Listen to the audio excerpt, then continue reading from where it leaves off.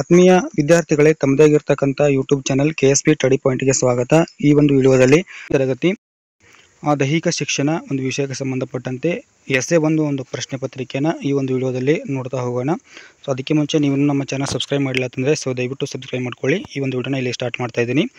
ಮುಖ್ಯ ಪ್ರಶ್ನೆಯಲ್ಲಿ ಒಂದು ಬಿಟ್ಟ ಸ್ಥಳ ಒಂದು ಅಥವಾ ಏನಪ್ಪ ಅಂದರೆ 4 ಪರ್ಯಾಯ ಉತ್ತರಗಳನ್ನು ನೀಡಲಾಗಿದೆ. ಅದಕ್ಕೆ ಸರಿಯಾದ ಉತ್ತರವನ್ನು ಆಯ್ಕೆ ಮಾಡಿ ಬರಬೇಕು. ಅಲ್ಲಿ ಮೊದಲೇ ಪ್ರಶ್ನೆ, ಆಧುನಿಕ ಒಲಿಂಪಿಕ್ ಕ್ರೀಡೆಯ ಪಿತಾಮಹ ಡ್ಯಾಶ್ ಅದನ್ನು ಇಲ್ಲಿ ಬರೀಬೇಕು. ಅವು ಯಾರಪ್ಪ ಅಂತಂದ್ರೆ ಇಲ್ಲಿ ಉತ್ತರ ನೋಡಿ, ಪಿಯರೆ ಡಿ ಕೋಬೋರ್ಟಿನ್ ಅಂತಕ್ಕಂಥವ್ರು. ಓಕೆ, ನೆಕ್ಸ್ಟ್ ಎರಡನೇ ಪ್ರಶ್ನೆ, ರಾಷ್ಟ್ರೀಯ ಕ್ರೀಡಾ ದಿನವನ್ನು ಡ್ಯಾಶ್ ರವರ ಹೆಸರಿನಲ್ಲಿ ಆಚರಿಸಲಾಗುತ್ತದೆ ಅಂತೇಳಿ. ಅವರು ಯಾರಂತಂದ್ರೆ ಧ್ಯಾನ್ ಚಂದ್ ಅಂತಕ್ಕಂಥವ್ರ ಒಂದು ಹೆಸರಿನಲ್ಲಿ ಇಲ್ಲಿ ಆಚರಣೆಯನ್ನು ಮಾಡಲಾಗ್ತದೆ.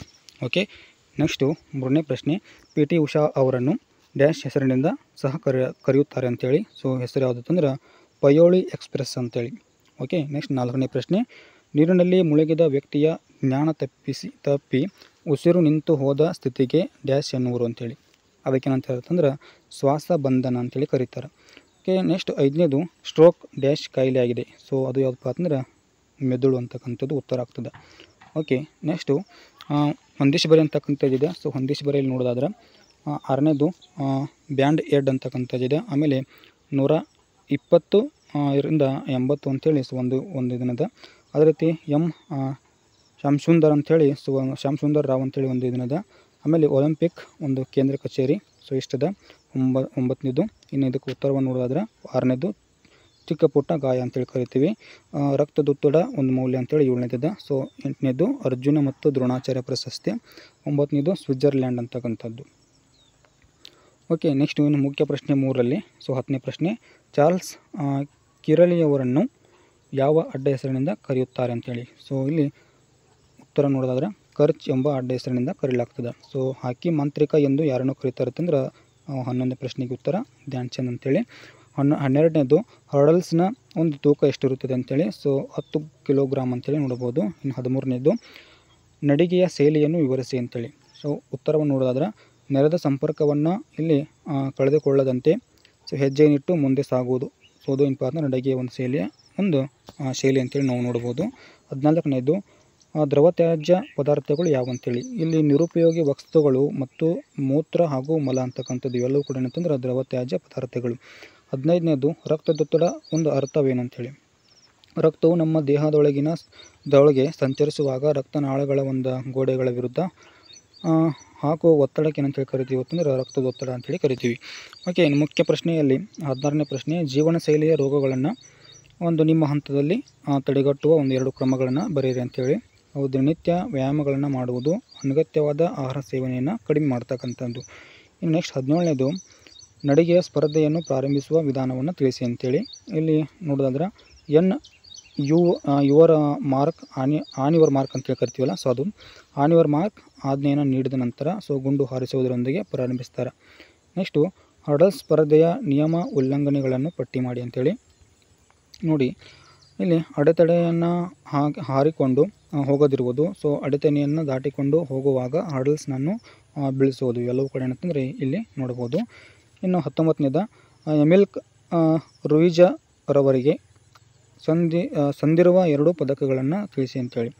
ಇಲ್ಲಿ ಬಾರ್ಸೆಲೋನಾದಲ್ಲಿ ನಡೆದಿರ್ತಕ್ಕಂಥ ಒಲಿಂಪಿಕ್ಸ್ನಲ್ಲಿ ಚಿನ್ನದ ಪದಕ, ಟೋಕಿಯೋದಲ್ಲಿ ನಡೆದಿರ್ತಕ್ಕಂಥ ವಿಶ್ವಕಪ್ ಒಂದು ಟೈಟಲ್ ಅಂತಕ್ಕಂಥದ್ದಿದೆ. ಇನ್ನು 20ನೇ ಪ್ರಶ್ನೆ ನೋಡೋದಾದ್ರೆ ಅದು ಒಲಿಂಪಿಕ್ ಧ್ಯೇಯ ವಾಕ್ಯದ ಅರ್ಥವೇನು ಅಂತೇಳಿ ಅಥವಾ ಅರ್ಥವನ್ನು ತಿಳಿಸಿ ಅಂತೇಳಿ. ಉತ್ತರವನ್ನು ನೋಡೋದಾದ್ರೆ ಇಲ್ಲಿ ಸೈಟಿಯಸ್, ಪ್ರೋಟಿಯಸ್, ಆಸ್ಟ್ರಿಯಸ್. ಇನ್ನೂ ವೇಗ, ಇನ್ನೂ ಎತ್ತರ, ಇನ್ನೂ ಶಕ್ತಿ ಅಂತಕ್ಕಂಥದ್ದು. ಓಕೆ, ನೆಕ್ಸ್ಟ್ 21ನೇ ಪ್ರಶ್ನೆಯನ್ನು ನೋಡೋದಾದ್ರೆ ಹೃದ್ರೋಗಗಳನ್ನು ತಡೆಯುವ 2 ಕ್ರಮಗಳನ್ನು ಇಲ್ಲಿ ತಿಳಿಸಿ ಅಂತ ಹೇಳಿದ. ಆರೋಗ್ಯಕರ ದೇಹ ಒಂದು ತೂಕವನ್ನು ಪಾಲಿಸುವುದು, ಆಹಾರದಲ್ಲಿ ಕೊಬ್ಬಿನಾಂಶವನ್ನು ಕಡಿಮೆ ಮಾಡೋದು, ಆಹಾರದಲ್ಲಿ ಉಪ್ಪಿನಾಂಶವನ್ನು ಕಡಿಮೆ ಮಾಡ್ತಕ್ಕಂಥದ್ದು. ಓಕೆ, ನೆಕ್ಸ್ಟು ಮುಖ್ಯ ಪ್ರಶ್ನೆ 5ರಲ್ಲಿ 22ನೇ ಪ್ರಶ್ನೆ, ಕೆರೆಗಳ ಸ್ವಚ್ಛತೆಯ ಒಂದು ಬಗೆಗಿನ ಕ್ರಮಗಳನ್ನು ತಿಳಿಸಿ ಅಂತೇಳಿ. ಉತ್ತರವನ್ನು ನೋಡೋದಾದ್ರೆ ದನಕರುಗಳಿಗೆ ಇಲ್ಲಿ ಸ್ನಾನ ಮಾಡಿಸಬಾರದು, ಪಾತ್ರೆ ಮತ್ತು ಬಟ್ಟೆಗಳನ್ನು ತೊಳಿಬಾರದು, ಕೆರೆಯ ಸುತ್ತಮುತ್ತ ಸ್ವಚ್ಛವಾಗಿ ಇಟ್ಟುಕೊಳ್ಳಬೇಕಾಗ್ತದೆ. ಕೆರೆಗಳಲ್ಲಿ ಕಸವನ್ನು ಹಾಕಬಾರ್ದು. ಕೆರೆಯ ಸುತ್ತ ಕಟ್ಟೆಯನ್ನು ಕಟ್ಟುವುದು. ಇದು ಇಂಪಾರ್ಟೆಂಟ್ ಸೂಕ್ತ ಅಂತೇಳಿ ನಾವು ನೋಡ್ತೀವಿ. ಓಕೆ, ನೆಕ್ಸ್ಟ್ 23ನೇದು, ನೀರಿನಲ್ಲಿ ಮುಳುಗಿದ ವ್ಯಕ್ತಿಗೆ ನಿಮ್ಮ ಹಂತದಲ್ಲಿ ನೀಡಬಹುದಾದ ಪ್ರಥಮ ಚಿಕಿತ್ಸಾ ಕ್ರಮಗಳನ್ನು ಇಲ್ಲಿ ತಿಳಿಸಿರಿ ಅಂತ ಹೇಳಿದ. ಉತ್ತರವನ್ನು ನೋಡೋದಾದ್ರೆ, ಸೊ ಬಟ್ಟೆಗಳನ್ನು ಇಲ್ಲಿ ಸಡಿಲಿಸಿ ಮುಖದಲ್ಲಿ ಒಂದು ಕೆಸರು ಹಾಗೂ ಕೊಳೆಯನ್ನು ಸ್ವಚ್ಛಗೊಳಿಸುವುದು. ಸೊ ಮುಖ ಕೆಳಗೆ ಮಾಡಿ ಮಲಗಿಸಿ ತಲೆಯನ್ನು ಒಂದು ಕಡೆ ತಿರುಗಿಸುವುದು. ಅವನನ್ನು ಕಾಲುಗಳ ಒಂದು ಮಧ್ಯದಲ್ಲಿ ಇಟ್ಟುಕೊಂಡು ಮೊಳಕಾಲು ಮಡಚಿ ಸೊ ಬಗ್ಗುವುದು. ಸೊ ಎರಡು ಕೈಗಳನ್ನು ಅವನ ಒಂದು ಪಕ್ಕೆಲುಬುಗಳ ಕೆಳಗೆ ಗಟ್ಟಿಯಾಗಿ ಹಿಡಿಯುವುದು. ದೇಹದ ಭಾರವು ಎದೆಯ ಕೆಳಗೆ ಬೀಳುವಂತೆ ನೋಡಿಕೊಳ್ಳಿ. ಶ್ವಾಸಕೋಶಗಳಲ್ಲಿಯ ಒಂದು ನೀರು ಖಾಲಿಯಾಗುವವರೆಗೆ ಹಾಗೂ ಉಸಿರಾಟ ಪ್ರಾರಂಭವಾಗುವವರೆಗೆ ಅದುಮುವಿಕೆಯ ಕೆಲಸ ಆಗಲಿ. ವ್ಯಕ್ತಿಯು ಉಸಿರಾಡುತ್ತಿಲ್ಲವಾದರೆ ಕಾರ್ಡಿಯೋ ಪಲ್ಮನರಿ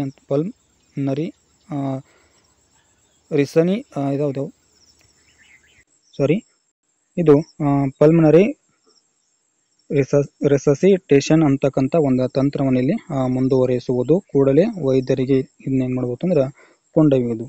ಓಕೆ, ನೆಕ್ಸ್ಟು 2ನೇ ಪ್ರಶ್ನೆ, PT ಉಷಾರವರಿಗೆ ಸಂಧಿಸಿರುವ 2 ಪ್ರಶಸ್ತಿಗಳು ಮತ್ತು ಗೌರವಗಳನ್ನು ಪಟ್ಟಿ ಮಾಡಿರಿ ಅಂತೇಳಿ.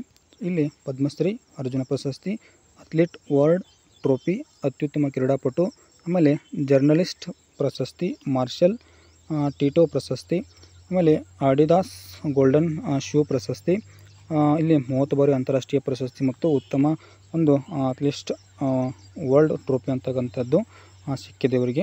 ಇನ್ನು 25ನೇ ಪ್ರಶ್ನೆ ನೋಡೋದಾದ್ರೆ, ಒಲಿಂಪಿಕ್ ಧ್ವಜದ ಅಂದವಾದ ಚಿತ್ರ ಬಿಡಿಸಿ ವರ್ತುಲಗಳ ಬಣ್ಣವನ್ನು ಗುರುತಿಸಿರಿ ಅಂತೇಳಿ. ಸೊ ಇಲ್ಲಿ ಆಲ್ರೆಡಿ ಕೊಟ್ಟಿದ್ದೀನಿ, ಅದನ್ನು ಇಲ್ಲಿ ನೋಡ್ಬೋದು. ಒಲಿಂಪಿಕ್ ಒಂದು ಚಿತ್ರ. ಸೊ ಇದಿಷ್ಟಾಗಿತ್ತು 10ನೇ ತರಗತಿ